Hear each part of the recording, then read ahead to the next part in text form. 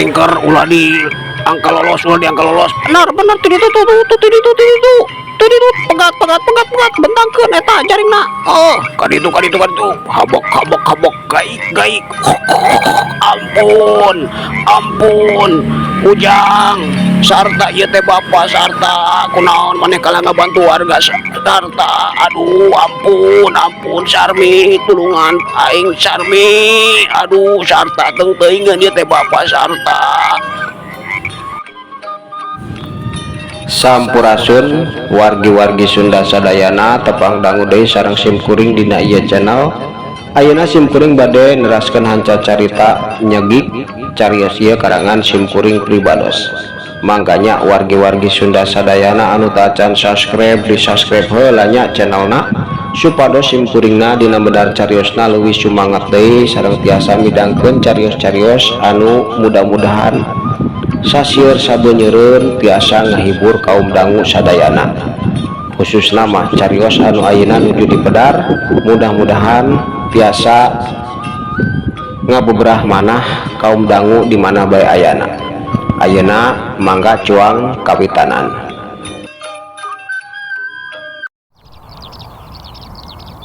Tapi naon ama? Cek sarta waktu harita langsung nanya kitu bangun kacida panasarana. Aduh kumahanya Ujang hampura dina waktu ayeuna tetep bae amat teh moal bisa nyaritakeun kumaha kayaan kolot hidup, tapi kahareupna mah cek ama oge bakal kanyahoan ku sorangan ku Ujang ngan ulah hariwang dina waktu ayeuna mah memang teu kunaon kolot Ujang teh sehat bunga kulantaran berat beunghar moal aya kapusing ku masalah dunya mah ngan impian Ujang eta teh memang aya sangkut paut anu bakal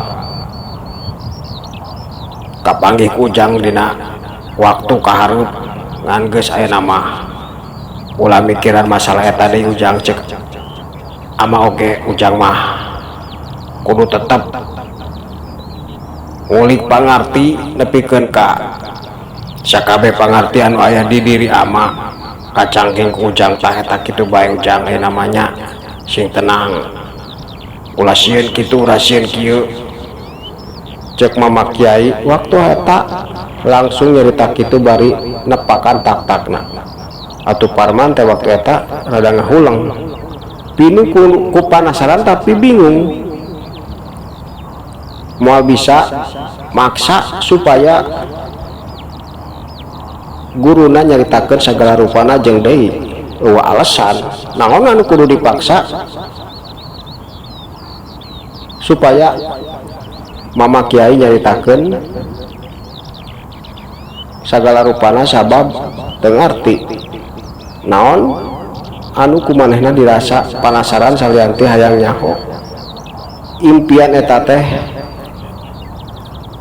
aya hubunganna jeung kolotna masalah naon eta anu dina waktu eta kapikir kumanehna. Mohon Kang kalider aya nama tos abdi mah anu kaemut waktu ayeuna mah ngan saukur impenan biasa eta mah impenan berenang akang teh ieu kangen atanapi sono ka ibu rama akang kumaha kitu salamin teh tepang sanes kitu ama. Cek Santi waktu harita manehna nyarita gitu kulantaran Santi mah teu mikiran kumaha salianti impian sarta teh ngan saukur impian biasa atawa kebangna sare eta anu aya dina pamikiran manehna mah. Bener Nyai, bener caritaannya itu teh salah ayeuna mah geus ujang ulah loba pamikiran deui ceuk mau ge tos-tosnya jeung deui ayeuna teh geus sore kulantaran ke puting teh ujang kudu neruskeun kaayaan tirakat ulah balang dahar nepikeun ka waktu beurang saperti biasa di ti beurang mah seg balang dahar kumaha atawa naon bae oge tapi di waktu asup maghrib nepikeun ka waktu akhir duha ujang teh ulah balang dahar kudu tirakat jeung ulah sare tah ayeuna mah kusabab sakedeuk deui asup ka lohor ya urang balik heula ujang samengke sore ujang teh kudu cicing deui di tempat cek Mama Kiai akhirna mah nutup obrolan ku ngajak maranehna ninggalkeun eta tempat kulantaran sakedeung diasup kana waktu sholat rohor atuh Parman atawa sarta jeung Santi teh waktu eta arunggeuk bari terus nangtung Santi ngaberesan sisa dahareun jeung sajabana anu rek dibawa balik teu lila oge maranehna teh geus laleumpang tiluan muruka jero pasantren teu karasa beurang teh geus kalindih ku poekna peuting Parman waktu eta bada isya geus aya di hiji saung tempat manehna tirakat wiridan salila ieu ngan dina peuting harita samemeh ditinggalkeun ku Mama Kiai di eta saung waktu eta keur ngobrol ku sabab Mama Kiai nyebut nama rek ngajak jalan-jalan Parman ngan kacida bingung nak keur Parman teh waktu harita kulantaran rek ngajak jalan-jalan ka mana jeung deui kapan manehna teh kudu tirakat wiridan di eta tempat atuh Parman atawa sarta waktu eta langsung nanya Mama abdi mah kacida bingung nak kapan abdi teh kedah tirakat wiridan di ieu tempat nah ku ama bade dicanak jalan-jalan ka mana ama atuh moal tirakat abdi teh meureun ari di ajak jalan-jalan ku ama mah tanyana bari neuteub sakedeung tuluy tungkul kulantaran teu wani neuteub lila pamunte anu jadi guru anu kacida dipika ajrih dipika hormat ku dirina. Bener ujang teh kudu cicing di dieu wiridan tirakat samemeh ku ama dibere tanda ujang teh geus lulus sagala rupana tatap unggal peuting teh kudu cicing di ieu tempat jeung deui ayeuna oge da jalan-jalan moal ka mana-mana ujang raga ujang mah tetep aya di dieu ngan anu bakal jalan-jalan teh sukma urang ujang yap jeung ama dina peuting ayeuna urang jalan-jalan ka nagara batur ujang teh kudu apal salianti aya nagara urang anu sapopoena ku jasad urang didatangan dilumpangan reka mana reka ditu asal boga duit pisan salianti eta aya nagara anu teu kudu mawa duit teu kudu mawa paspor asupna teh iwalti ku ilmu pangaweruh anu kurang dipi kaboga ujang oge ayeuna teh keur ngulik makana ku ama bakal dibawa nyaba ke tanagara nadaek ujang. Cek mama kiai waktu harita nyarita kitu anu matak bingung keur sarta jalan-jalan ke negara lain, negara mana mama jeung deui kumaha carana abdi jalan-jalan ngagunakeun sukma hungkul abdi mah acan ngartos ama. Cek sarta waktu eta nanya deui bari nutup deui sakedeung sanajan teu lila.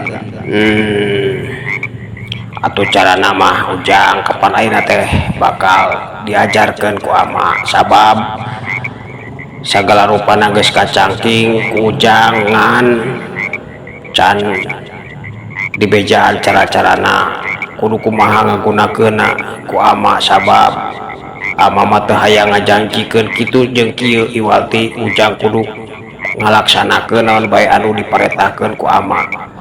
Tah kulantaran ayeuna mah sabagian geus lulus tinggal ngetes siap sok lakukeun amalan baca bari jeung pantengkeun niat ujang ka hiji nagara jin anu tempatna bakal endah katingali kurang ya ayeuna urang mimitian ujang ulah loba nyarita pokona mah baca wiridan anu terus-terusan sok diamalkeun ku ujang niatkeun dina hate ujang ayeuna teh hayang nyaba ka hiji nagara jin anu disebut nagara Kancadarwa yap jeung ama babarengan urang ka ditu supaya ujang teh wano nagara batur sabab dina hiji waktu mah ujang teh bakal idit ka nagara anu dina waktu nama ujang teh diteangan sanajan wayahna ulah wakanyaho cek ama oge ulah wakanyaho ayeuna mah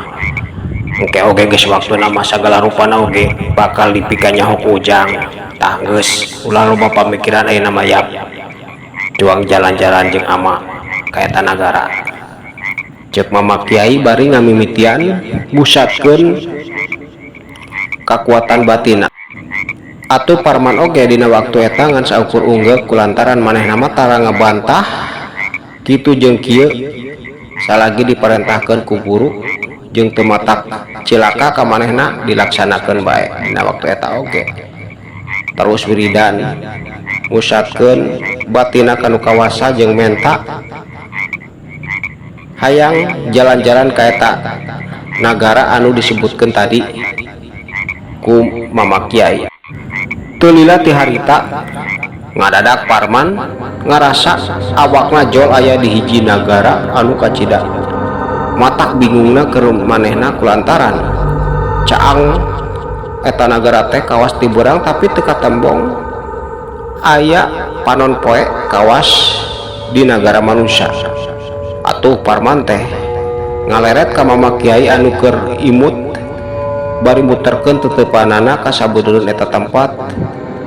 Parman teh nanya, ama geuningan ieu nagara teh benten sareng nagara urang di urang macaang teh lamun dina waktu siang teh katingali aya panon poe geuningan di dieu mah teu aya ama tapi caangna mah kawas kumaha di alam urang nalar si teh nagara jin ama.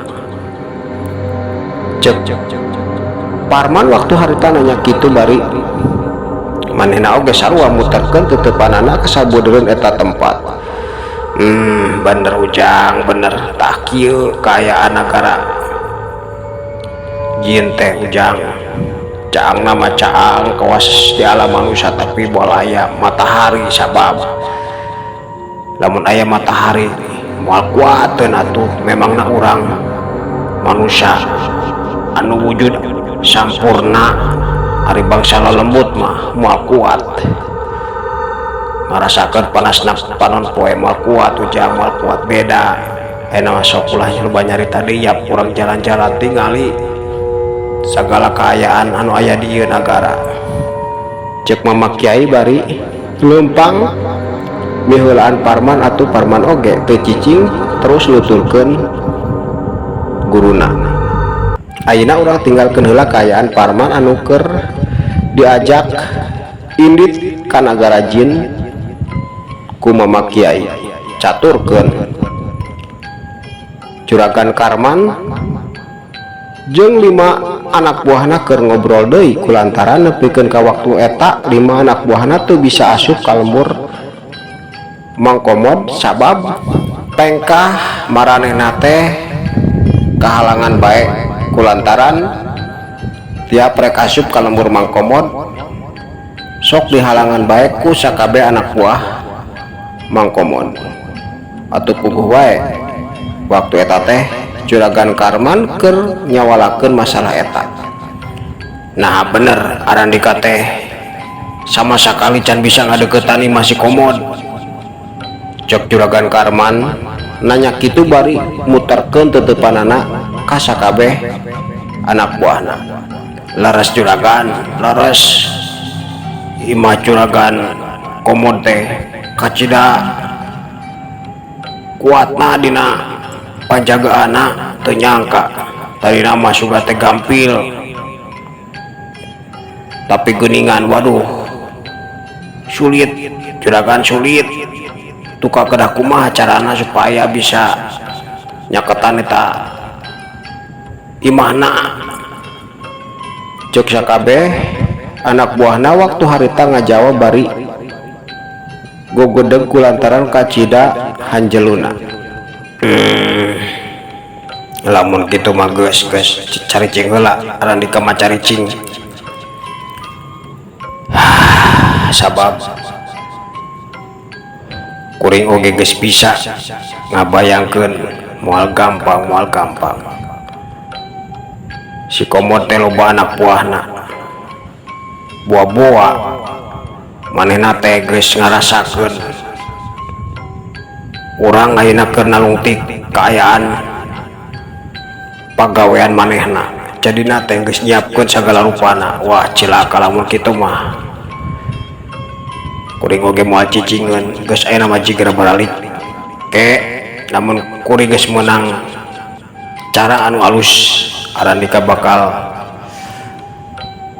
dipanggil deui jika negara balik kuring bakal mikir heula ke lamun geus meunang cara anu alus Arandika sakabeh bakal dicalukan deui. Cek Juragan Karman akhirna mah kulantaran kacida pusingna cuma dina waktu eta loba ngobrol oge jeung sakabeh anak buahna kulantaran kalah kabuki pusing. Muhun atuh muhun upami kitu mah mangga Juragan mangga tembal 5 anak buahna atuh teu lila oge maranehna teh pamitan terus keluar ti eta tempat. Waktu eta anu aya di jero rohangan tamu teh tinggal Juragan Karman anu ngahuleng kacida ulangna. Lamun kieu carana aing ulah cicikeun kawas nama kudu nepungan Aki Sukiwa. Aduh bahaya cilaka iwati Aki Sukiwa anu bakal bisa ngarengsekeun segala rupana jeung penasaran. Nah bener si Komod teh geus apal ku aing ayeuna keur diincar kawas nama bener geus apaleun matakna ngajanugaskeun sakabeh anak buahna keur ngajaga imahna. Ulah dililakeun deui bener-bener aing kudu gubat nepungan Aki Sukiwa gerentesna atuh akhirna mah langsung manehna teh nangtung muru ka jero rek ngabejaan pamajikana hayang indit heula. Nah reka mana akang teh kade ulah padua indit kan tuh kadieu kumaha deui keur balung pamikiran kitu bisi cilaka kan bisi cilaka. Cek pamajikana waktu eta mepelingan kulantaran nempo beungeut salakina anu kaciri keur nyedem ka pusing.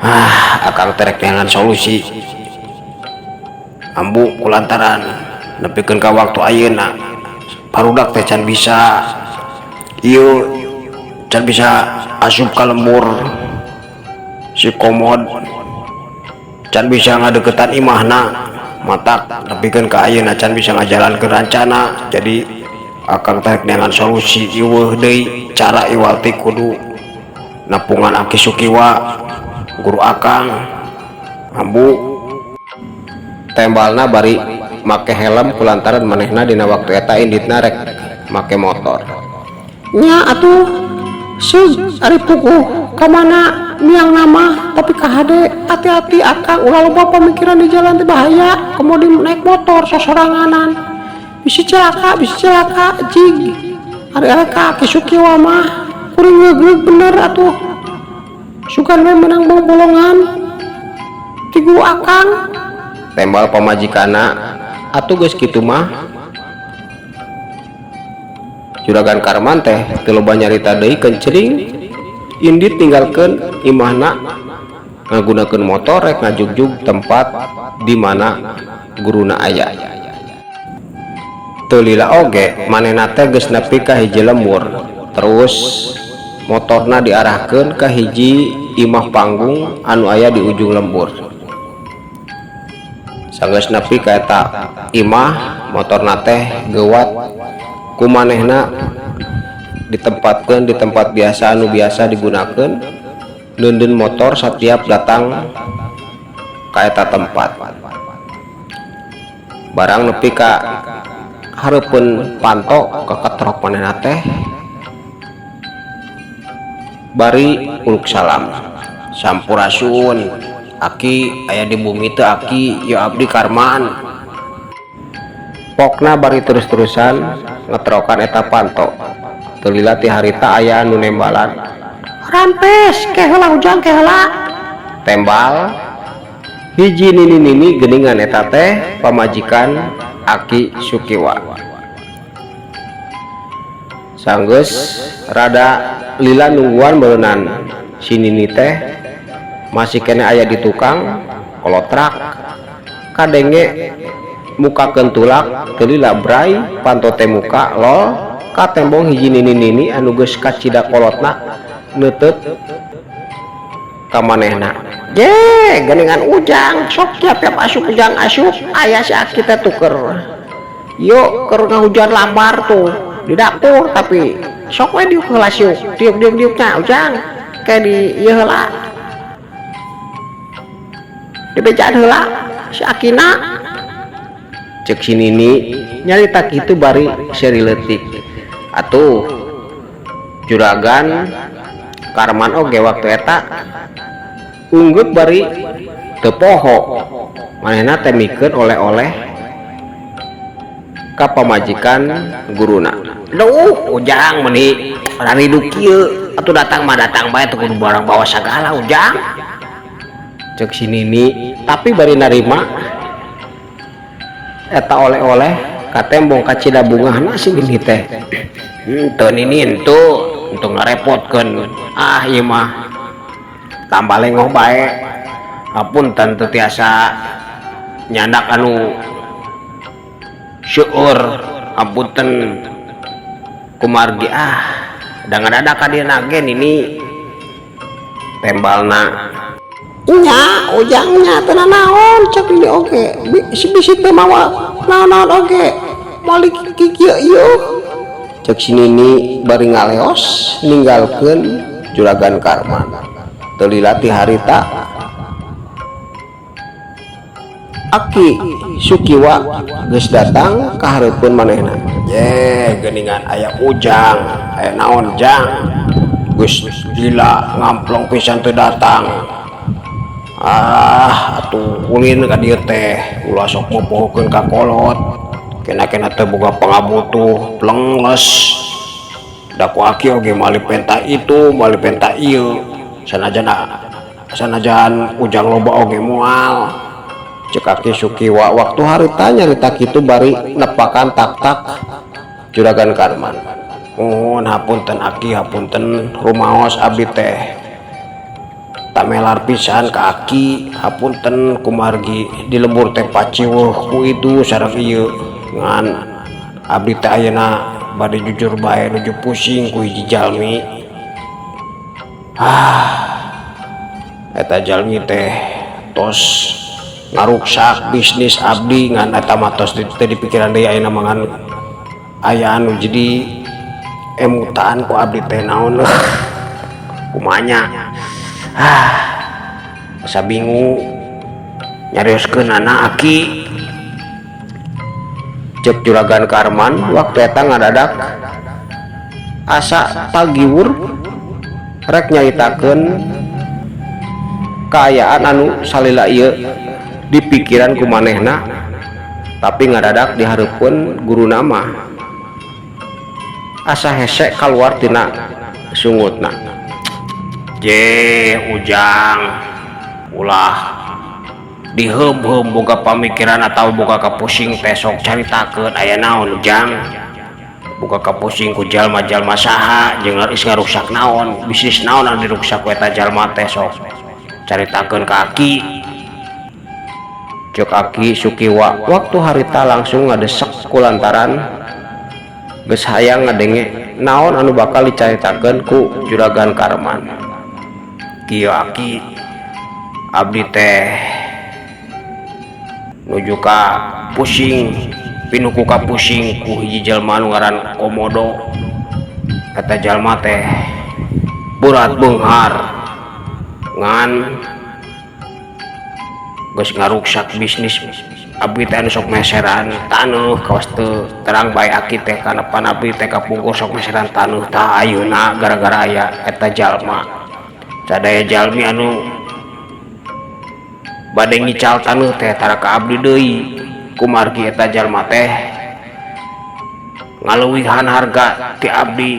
Upami abdi wani 1000 manehna mah 2000 tah atuh abdi teh teu tiasa kukumaha sabab da abdi mah milarian untung atuh lamun ngilukeun kawas kitu mah buntung abdi mah ngan ayeuna mah masalah eta mah tos teu diemutan deui. Ayeuna teh abdi teh nuju kaduh emutan kumargi dina wengi lagi bulan kamari abdi teh paratos kalengitan artos sareng emas tina brankas. Di lembur aya pagong dikepung ku abdi sareng warga, tapi leungit ngadadak tak eta anu nuju diemutan ku abdi teh. Geuning kitu anu keur dipikiran ku maneh teh Karman. Terus naon hubunganna jeung si Komodo? Cek Aki Sukiwa waktu harita nanya deui ka cida tanesna bari tutupanna teh ka cida seukeutna neuteut beungeut Juragan Karman. Tah ayeuna teh abdi teh kadu pangemut boa-boa anu janten bagong kajajaden teh si Komodo. Aki tembal Juragan Karman waktu harita langsung negaskeun pamikiranana. Atuh leng si Aki teh ngahulang parangna nepikeun ka ngariut kawas keur mikir ka cida jerona. Ku Aki dipeleng heula Jang, dipeleng heula. Tembal si Aki bari mereumkeun matana teu dilaog gebrai muka deui. Waduh edan Jang, edan sanggeus dipeleng ku Aki. Purat eta jelema teh ngan kumaha carana ngabuktikeun nya. Aduh berat Jang, berat. Naon Aki berat kumaha? Pok atuh carioskeun ka abdi. Nah leres si Komodo teh guguru ka babi Aki. Waktosna ka Bojong Seep cag urang kantunkeun heula cariosna degikeun ka dieu kumahanya kaayaan Juragan Karman jeung guruna. Nah guruna teh geus apaleun Mang Komodo teh guguru ka siluman babi atawa henteu dina waktu harita. cag urang kantunkeun dugikeun ka dieu heula insyaallah kapayuna kusim kuring diteraskeun deui sapunyere pegat simpai paturai patepang deui mangga permios.